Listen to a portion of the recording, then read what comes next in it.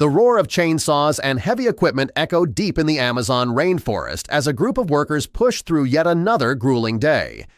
Before we continue, please take some time to subscribe to Dailydose, like, and share this video. The tropical heat was unforgiving, the terrain brutal, and the pressure from their employers even worse. Their task? Finish the road through this unforgiving jungle or face termination. They had no room for error, no time for delays. But on this particular morning, as the mist lifted from the dense canopy, something emerged from the brush that would stop the entire operation cold. At first, it was just movement, subtle, slow. Then, like a massive shadow rising from the forest floor, an enormous anaconda slithered into the open. The workers froze in place. It wasn't just its size that left them speechless. This was the largest snake any of them had ever seen. But something was wrong. It moved sluggishly, its body dragging unnaturally, and a massive bulge swelled grotesquely from its midsection. Whispers turned to worried glances. "Is it pregnant?" one muttered. But then the fear began to set in. What if the bulge was something worse? Something dangerous? Or even deadly? The snake curled up slowly in the middle of the cleared road, as if it had claimed the site as its own. The workers knew they couldn't continue without dealing with it, yet none of them were eager to approach. One man bravely stepped forward, only to be called back by panicked shouts from his colleagues. It was decided they needed expert help. They contacted the nearest veterinarian they could reach, describing the situation as best they could. The vet's reaction was immediate and serious. Based on the description, she feared that the snake had ingested something it shouldn't have, something potentially life-threatening, and if they waited too long, the snake could die. But there was a problem. The vet was miles away, traffic was at its peak, and she had no clear directions. The rainforest was vast and unpredictable. Getting there in time would be no small task. Thankfully, a manager at the construction company's warehouse offered his help and his off-road Jeep. After hours of jostling through the thick jungle, dodging fallen trees, and navigating muddy trails, the vet finally arrived. Meanwhile, back at the site, the workers had managed to keep the snake in place, but just barely. It had begun to stir, growing restless. To prevent it from retreating into the jungle, the team had strategically blocked its path with large metal plates from their equipment stash. But it wasn't a permanent solution.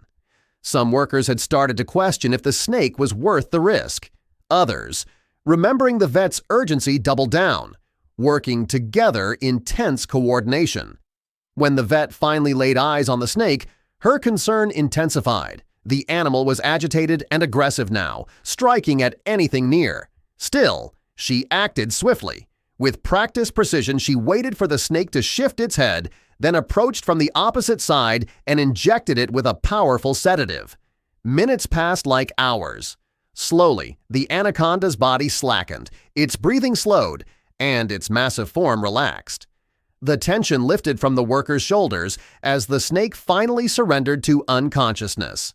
Now, the real work began. The vet retrieved her surgical tools from the Jeep and began a careful inspection of the bulge.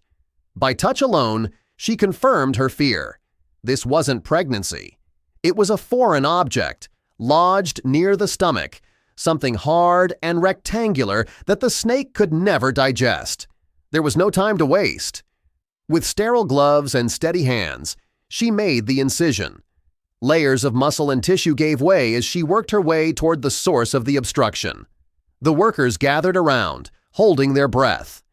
Finally, after what felt like an eternity, the vet pulled something out, something that made everyone take a step back in shock: a plastic cooler box. The workers recognized it instantly. It was theirs. One of the older ones, used to store food and drinks during long shifts, had been tossed aside days ago after spoiled meat had made it unusable. It had reeked, so they left it far from the trucks. But the snake, hungry and desperate, must have followed the scent and swallowed the entire box whole. It had been killing the snake from the inside out. The vet wasted no time. With the object removed, she carefully stitched up the incision, layer by layer, monitoring the snake's vitals the entire time. As a final measure, she inserted a tracker chip into the snake's body to monitor its recovery once it returned to the wild. Then the wait began. The workers stood silently as the snake began to stir. Its movements were slow but more fluid. The aggressive tension was gone. After a few minutes, the massive reptile slid away from the worksite and back into the jungle, this time far more quickly than before. Cheers broke out among the crew. Relief, awe, and a strange sense of accomplishment filled the air.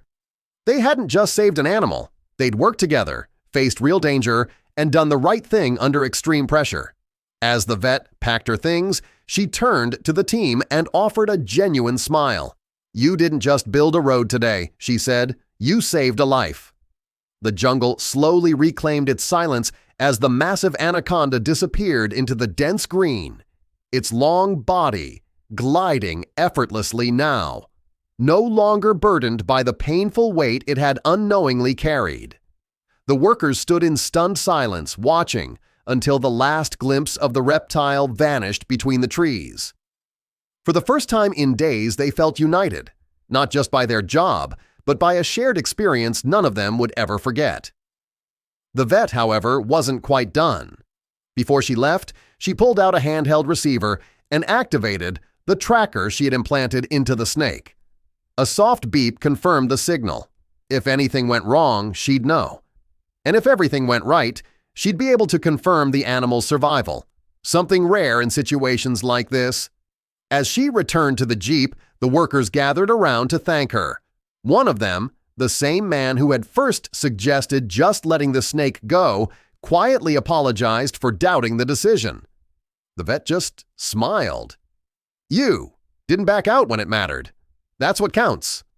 Back in the city, she returned to her clinic, exhausted, muddy, but fulfilled. She uploaded the data from the tracker and kept monitoring it over the following weeks.